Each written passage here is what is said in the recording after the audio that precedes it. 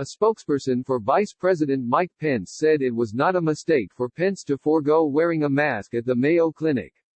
What this is about. Pence toured the Mayo Clinic in Rochester, Minnesota, yesterday, and appeared to be the only person not wearing a face covering. Pence was told of the new rules before he visited, the clinic said on Twitter, a post that was subsequently deleted. Mayo Clinic had informed its VP of the masking policy prior to his arrival today, they had written. Boeing said it will slash staff and production after posting a massive first-quarter loss. Demand for air travel has evaporated during the coronavirus outbreak, and the aerospace company continues to reel from the 737 MAX grounding. The company announced it would cut 10% of its jobs, which is about 16,000 positions, through a combination of buyouts, natural attrition and involuntary layoffs. The cuts will be deepest in Boeing's commercial airplane unit, about 15% of jobs. And Boeing said it would drastically scale back production of the two widebody passenger jets, the 787 Dreamliner and the 777. The company lost $1.7 billion from its core operations, a bit worse than Wall Street had expected. Boeing was hit by both by the 737 MAX crisis as well as airlines canceling and delaying orders for new planes because of the pandemic. A shutdown of its factories due to health concerns cost the company $137 million. The post-quarantine school year could see changes such as staggering start times, modified recess times, and no cafeteria for lunch period, said California Governor Gavin Newsom in a taped interview on NBC's Today Show. In order to get the economy going, parents must get back to work, he said. He warned that people needed to take the next phase seriously to avoid a second wave of infections, after crowds packed beaches over the weekend. I'm worried we can erase all the gains in a very short period of time, he added. The federal government has been responsive to the state's requests and does not want to politicize this dire situation because so many lives are at risk. The governor emphasizes his reliance on data and reiterated the importance of taking guidelines seriously. He pointed to the packed beaches over the weekend and cautioned that the virus does not take vacation. If people are not careful, the state could face a second wave of cases. Every Sunday since the coronavirus lockdown started, Stephanie Anstey drives 20 minutes from her home in Grottoes, Virginia, to sit in her school's near empty parking lot and type away on her laptop. Anstey, a middle school history teacher, lives in a valley between two mountains, where the only available home internet option is a satellite connection.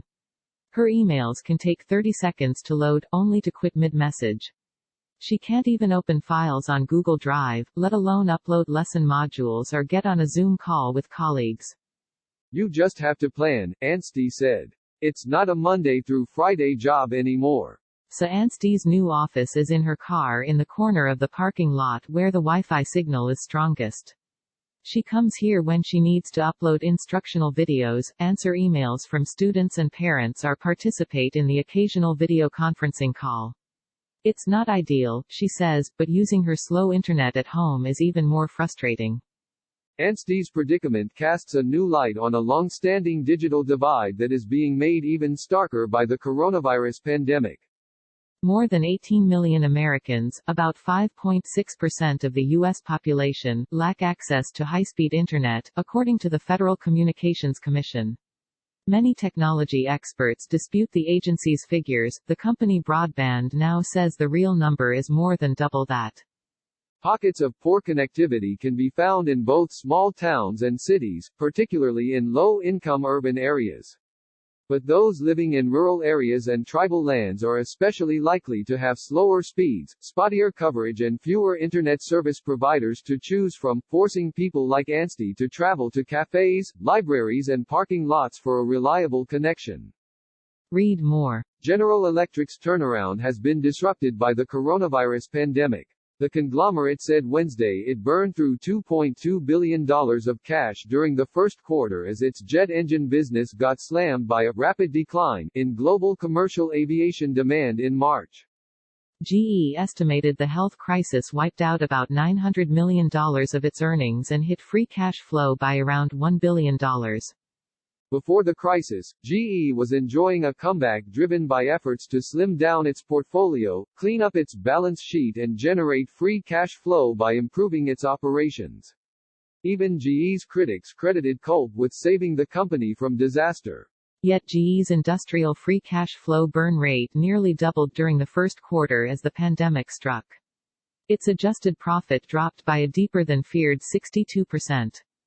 Earnings at GE's aviation, financial services and renewable energy divisions all fell.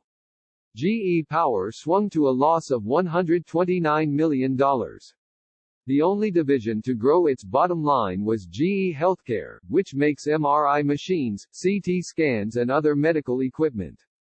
The world is learning to live with less oil. It may never look back.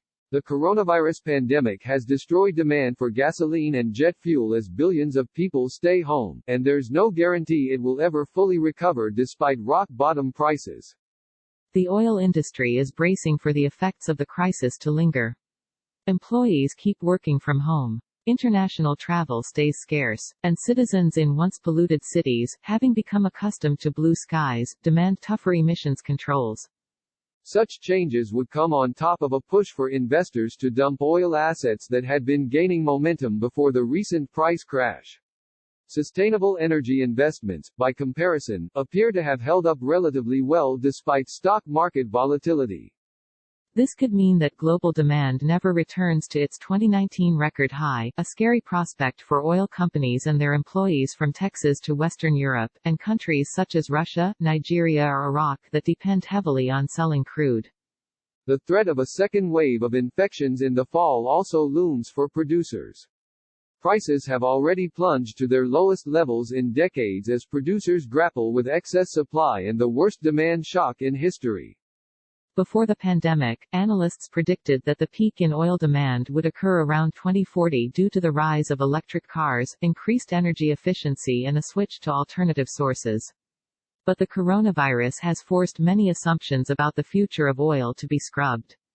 Read more. A German company working with U.S. pharmaceutical giant Pfizer has begun human trials of a potential COVID-19 vaccine that could supply millions by the end of the year, according to the two firms.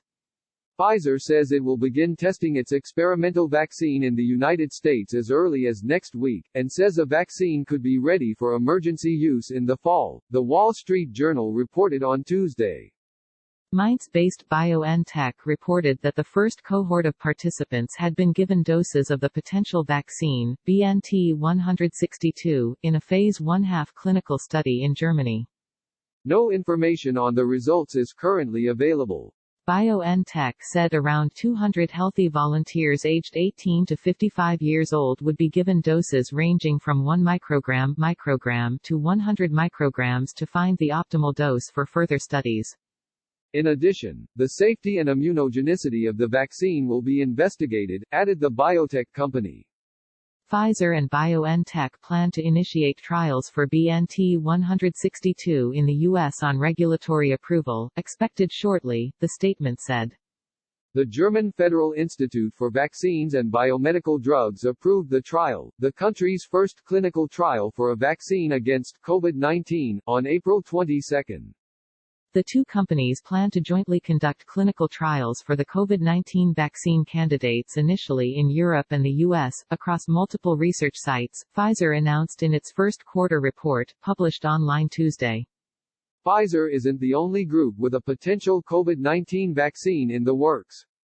Last week, scientists at Oxford University's Jenner Institute in the United Kingdom began testing its vaccine on humans Thursday and, depending on the trial results, could be ready as early as September. Officials say that more than a half-dozen vaccine programs are in the clinical trial phase and more than 80 are in preliminary phases.